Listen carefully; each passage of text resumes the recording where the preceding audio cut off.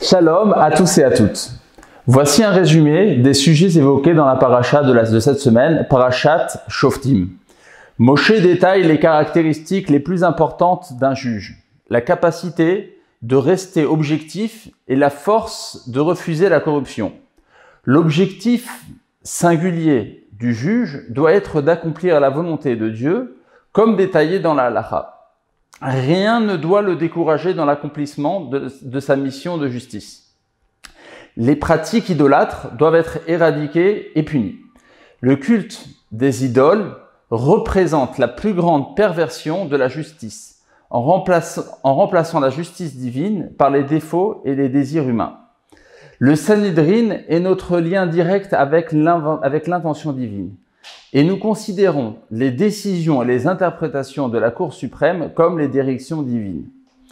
Dans chaque génération, dit Moïse, certains se verront confier la charge d'interpréter et d'appliquer la loi de la Torah. Selon la doctrine qu'ils t'enseigneront, selon la règle qu'ils t'indiqueront, tu procéderas. Ne t'écarte de ce qu'ils t'auront dit ni à droite ni à gauche. Notre monarque doit être choisi pour son engagement indéfectible envers Dieu, la Torah et le peuple. C'est pourquoi il doit écrire son propre Sefer Torah et le porter avec lui à tout moment. Il doit être, avant tout, un juge infaillible et exemplaire. Moshe a de nouveau abordé la place de la tribu de Lévi, soulignant à nouveau le soin et l'attention qui leur sont dus par le reste de la nation. Ce sont les enseignants du peuple. Sans leurs instructions, nous ne comprendrons ni ne seront capables d'appliquer correctement la justice. Pour que la justice existe, elle doit être acceptée comme une décision divine.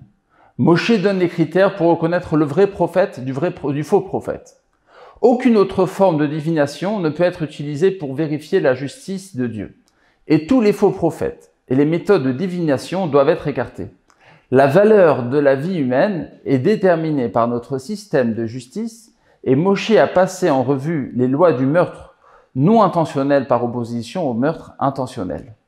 Nombre des lois de la guerre sont aussi affirmées. L'exemption du jeune marié, de celui qui vient de construire sa maison, de planter une vigne, ou celui qui est effrayé par la guerre. L'obligation de proposer la paix avant d'attaquer une ville.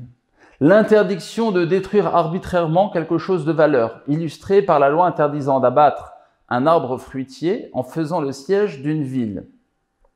La fin de la paracha de Shoftim traite à la fois des témoins appropriés et des faux témoins, ainsi que de l'approche de la Torah à la guerre.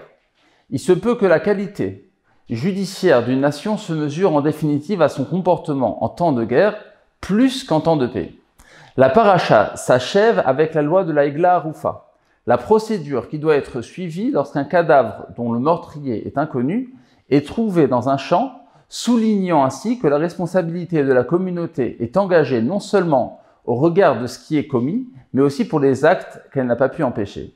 Shabbat Shalom. Au revoir.